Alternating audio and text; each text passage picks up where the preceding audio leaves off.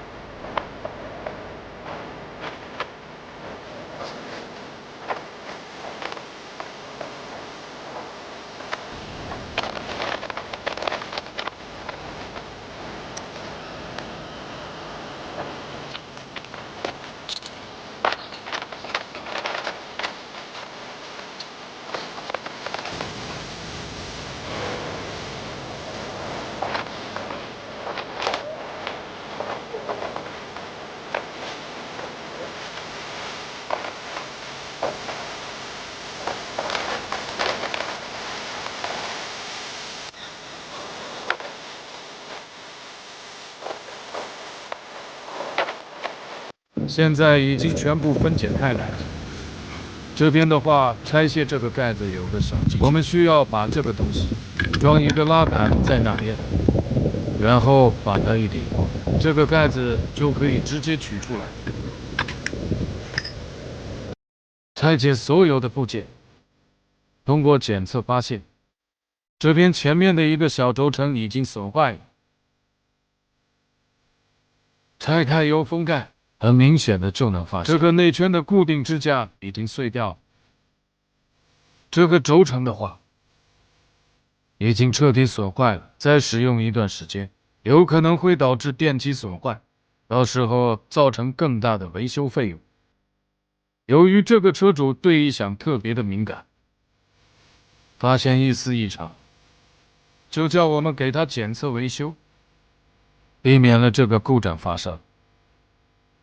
现在只需要更换这个小轴承就可排除故障。更换2个全新进口的轴承，直接把它压进去就可以。